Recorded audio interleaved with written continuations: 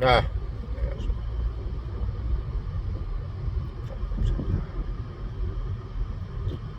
엔 원화 환율이 또 떨어졌네요. 예, 880원이던데 지금. 예, 1엔에 880원. 원 엔화가 계속 약세가 되고 있는 것 같습니다. 사실 뭐 원화는 엔화에 비하면 뭐 그림돈이죠. 종이돈이 종이돈. 엔화는 실제로 막강한 파워를 가지고 있는 가장 큰 이유가 일단 미 정부가 미국 국채를 계속 사주고 있잖아요. 그렇죠? 그러니까 사실 뭐 남한테 채권을 갖고 있는 사람이 우에 힘을 줄 수밖에 없는 것인데, 우리도 물론 미국 국채를 사긴 하지만 전 세계 1위죠. 미국 국채를 많이 가지고 있는 국가로서 전 세계 1위. 예. 그러니까 외환 보유고는 중국이 많은데, 국채는 미국, 일본이 훨씬 많죠. 영국도 요즘에 뭐 돈이 많이 없어가지고 국채 많이 못 사주고 있는데, 에, 미국 국채 많이 사주는 나라가 미국한테는 제일 고마운 나라인데, 현재 지금 일본이 그러고 있습니다. 근데 그 일본이 지금 엔화가 약세가 돼가고 있으니까, 베센트가 됐든 뭐 베센트 미 재무장관이 그냥 정말 뭐 영끌을 해가지고 지금 엔화를 올리려고 하고 있는데, 엔화가 안 잡혀요. 엔화가 안 잡힙니다. 왜 이게 안 잡히냐? 구조적으로 이제 엔화가 떨어질 수밖에 없는, 엔화 가치가 떨어질 수밖에 없는 상황인 거죠. 전 세계적으로 경기가 이제 안 좋은 데다가, 경기가 안 좋으면 제일 타격을 받는 게 제조업 국가잖아요. 그렇죠? 제조업의 가장 중요한 것이 결국은 이제 서민들이 쓰는 제품들이잖아요. 경기가 안 좋으면 뭐 돈 있는 사람들이야 뭐 이래저래 뭐 또 돈 벌 거리를 만들어 가지고 돈을 버는 데도 있고 막 그러는데, 국가품 같은 경우는 경기가 안 좋으면 가장 이제 수요가 떨어지는 게 일반 서민들이 쓰는 물건들입니다. 근데 그런 물건들을 주로 파는 게 제조업국가예요. 그리고 우리가 제조업이라 그러면은 뭐 국가품을 얘기하는데 그렇지 않아요. 뭐 차나 뭐나 이런 것도 다 이게 아주 많이 파는 거는 대부분 다 이제 대중 대상이죠. 근데 일본이 만드는 것이 이제 그런 건데, 특히 이제 소부장으로 넘어가면서 더더욱, 소부장이라는 게 재료를 들어가는 건데, 재료라는 것은 그 물건을 엄청나게 많이 파는 것이 재료가 이제 돈이 되는 거지, 뭐 많이 팔지도 않는 거에 뭔 소부장이 필요하겠습니까? 일본이 이제 경기에 되게 민감한 나라가 되는 거죠, 사실은. 옛날에는 안 그랬던 게 지금은 좀 그래 왔습니다. 그러니까 세계 경제의 많은 주축을 비율을 차지하고 있을 때도 그랬지만, 지금 같은 경우는 본인들이 잘하는 것들 여러 군데 많이 뺏겼죠. 특히 이제 요즘 돈 되는 것들 반도체인데, 반도체도 많이 안 가지고 있고, 그 스테이트가 많이 이제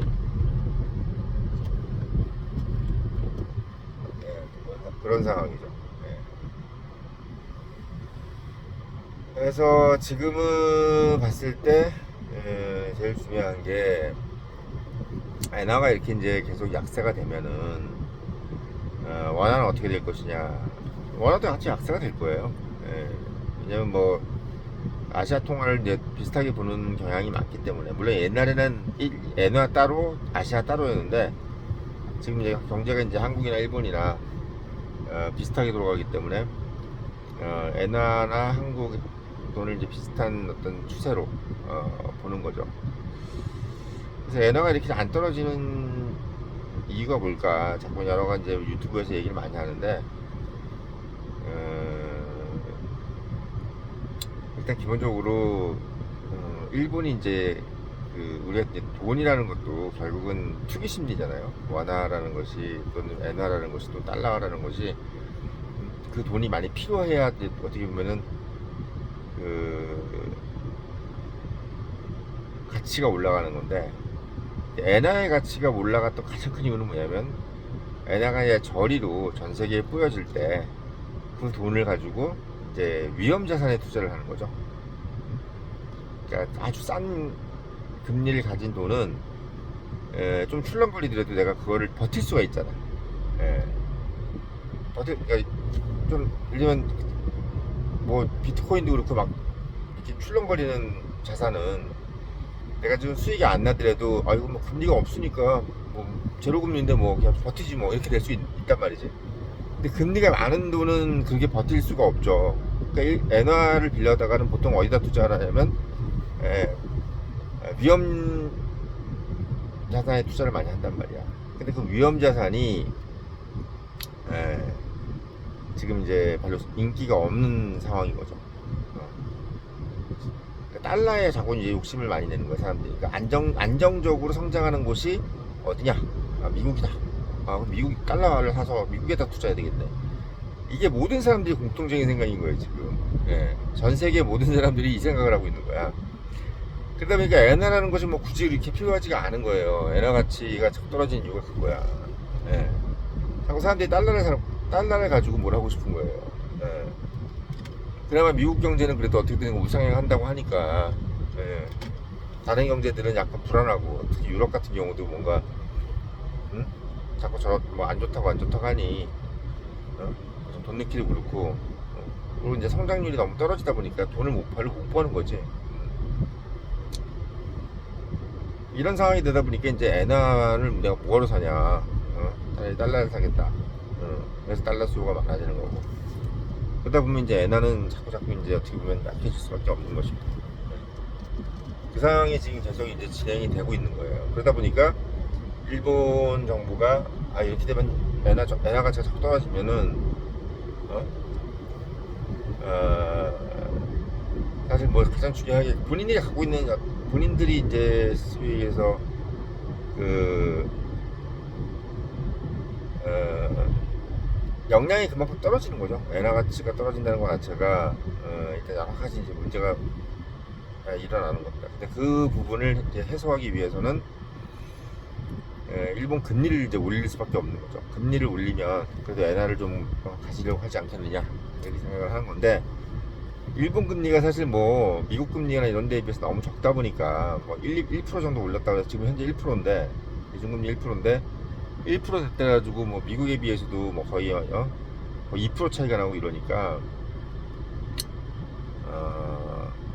뭐 어지간히 올리지 않고서는 엔화가 뭐 금방 이렇게 막 강세가 되기가 어려운 거죠.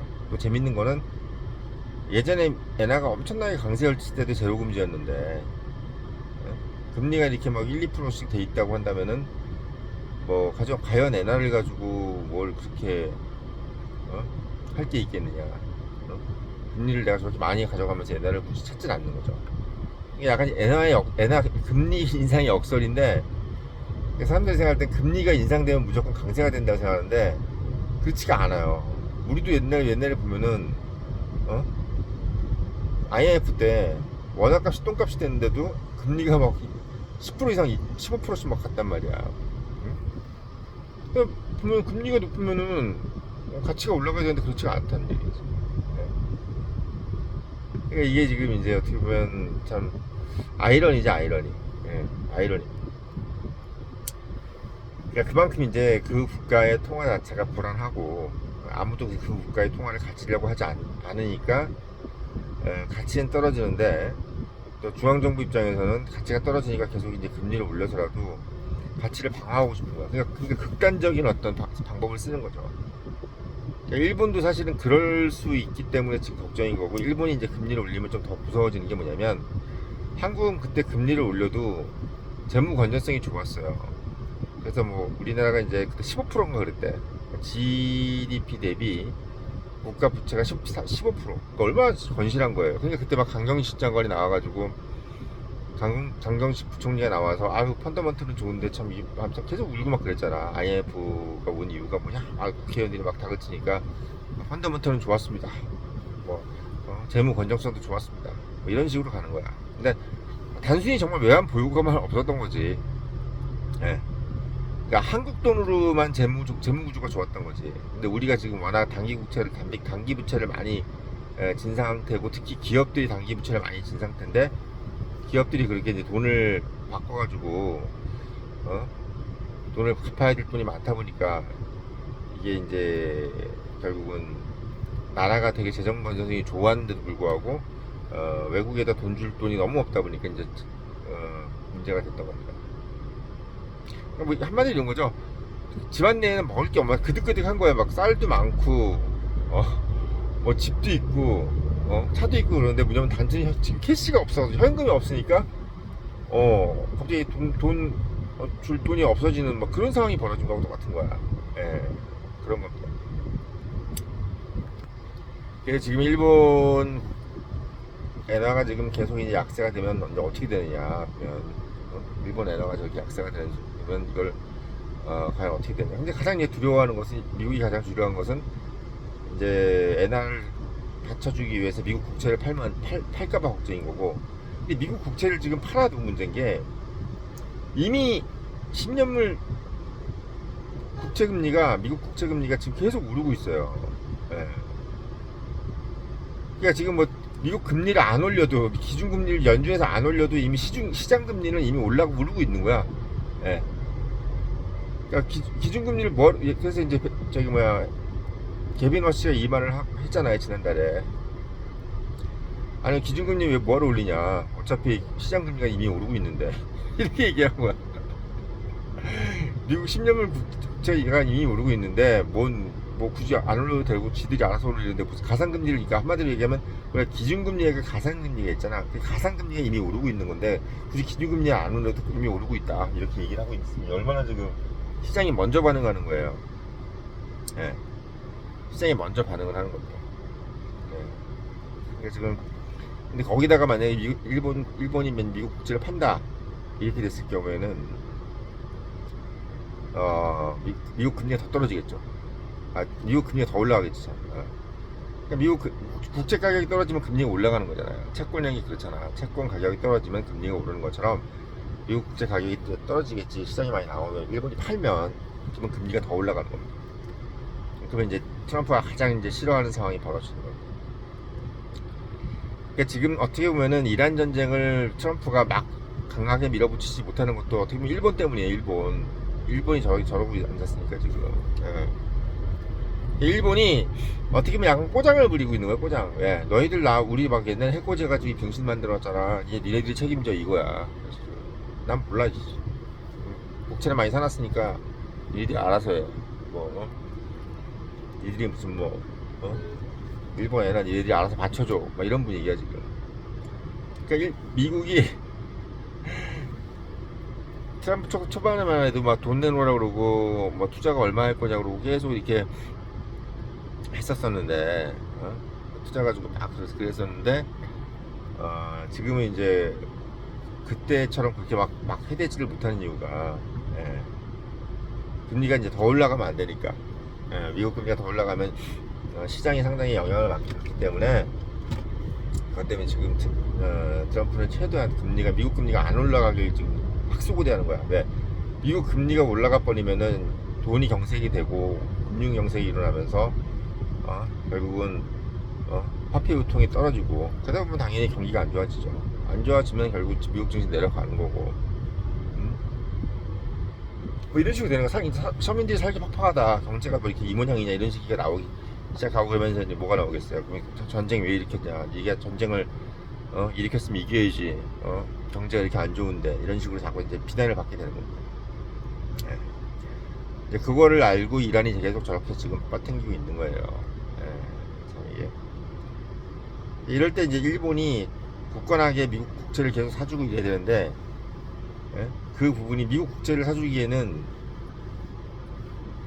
달러 값이 너무 비싸니까 미국 엔화에 비해서 달러 값이 너무 비싸니까 그걸 사줄 수가 없는 거예요 지금. 할 수가 없는 거예요. 그리고 또 재밌는 게 뭐냐면 일본 은행이 예전처럼 돈이 많지가 않은 게 이제 일본 은행하고 일본 이제 그 국민연금, 우리나라 같은 국민연금 있잖아. 이 국민연금이 돈이 되게 많았었고 또 이제 인구가 많다 보니까 이제 그랬었는데 지금 그 사람들이 다 나이가 먹어가지고 이제 보험을 줘야 될 사람들이 많은 거예요. 실제로 그 연금을. 그리고 지금 현금 가지고 있던 은행도 마찬가지고 돈을 자꾸 이제 내놓으라는 거야. 인출이 많아지는 거야. 일본 사람들이, 나이 든 사람들이 돈을 못 버니까. 예.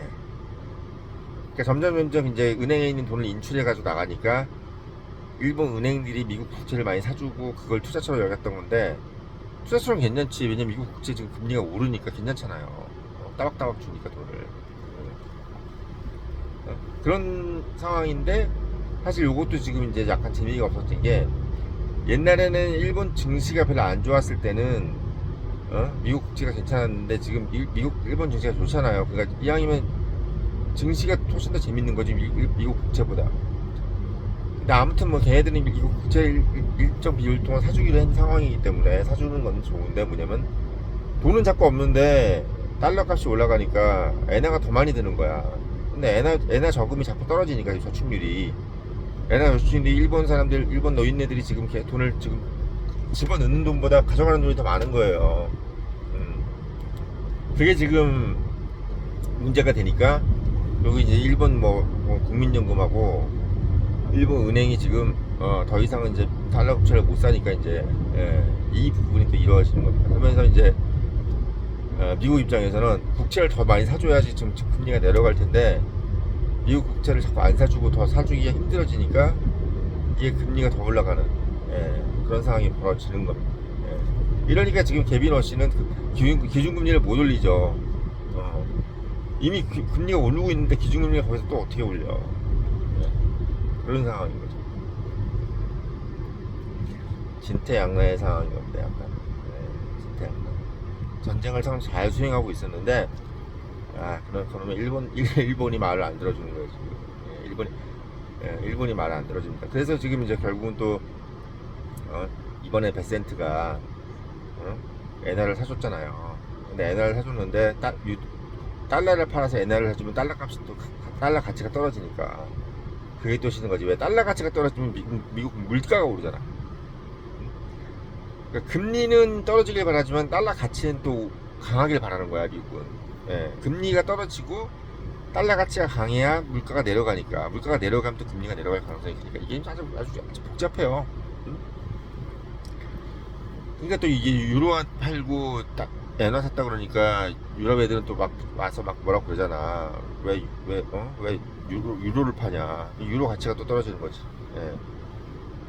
이런 식으로 지금 되는 겁니다. 유로 가치도 계속 떨어지고 있잖아. 파운드 가치도 그렇고. 이런 상황. 전 세계적인 화폐 가치가 사실 다 떨어지고 있어요. 그 돈을 가지고 할 일이 별로 없기 때문에 떨어지는 거야. 유럽도 지금 우리 해외여행 유럽 잘 안 가잖아. 그래서 해외여행 유럽 잘 안 가잖아요. 일본 가고 그러잖아. 동남아 가고. 뭐 유럽 가봐야 볼 것도 별로 없는데 맨날 너무 아날로그식이고, 옛날만큼 우리가 무슨 유럽에다가 뭐 목맨 것도 아니고, 우리가 유럽보다 못한 것도 아니고, 그러니까 또 뭐 파리니 뭐니 되게 막 불볕 떠있고 막 이러다고 소문나니까 더더욱 안 가는 거지 뭐. 전 세계인들이 유럽에 대한 어떤 그 로망도 많이 없어졌어요. 미국인들도 유럽에 대해서 약간 엔티적이고, 유럽이 자꾸 이제 사회주의가 돼가니까 마음에 안 드는 거지. 마음에 안 드는 겁니다.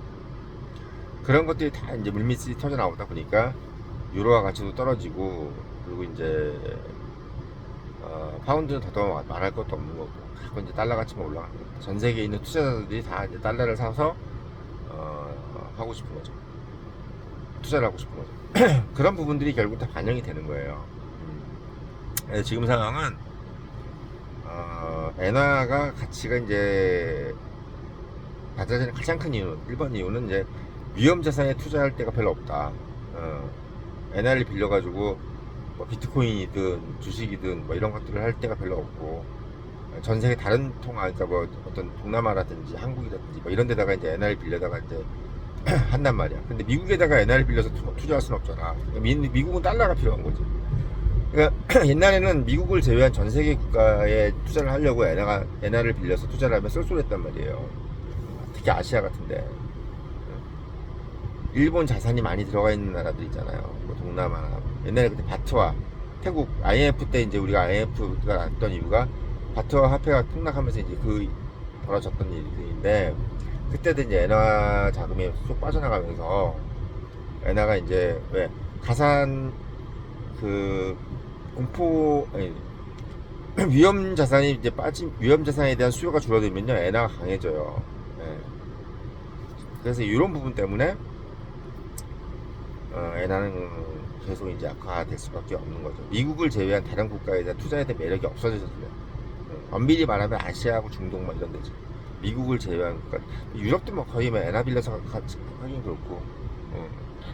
그러니까 엔화보다 높은 통화는 미국 달러잖아요. 그러니까 엔화보다 낮은 통화에 있는 국가들은 투자하기가 좀 수월하지. 그런 개념입니다. 그런 개념. 그래서 엔화 가격은 계속 폭락을 할 수밖에 없다. 잡기가 참 어려울 것이다. 제가 작년부터 말씀을 드렸어요. 다카이치가 설레발 칠 때부터 제가 계속 말씀드렸잖아요. 엔화는 떨어질 수밖에 없다. 근데 자꾸 뭐 엔화 안 떨어진다. 일본이 왜 망하냐. 뭐 이런 얘기 하는데 안 그렇다니까요. 청년님에서 괜히 얘기하는 게 아니에요. 그래서 그런 말씀을 드리려고 영상 올렸고 늘 말씀드리지만 이런 환상적인 인사이트를 가지시려면 본부장에 왔다 꼭 사서 읽어보시고 14,700원짜리 많이 사서 청년들을 안아주세요. 예.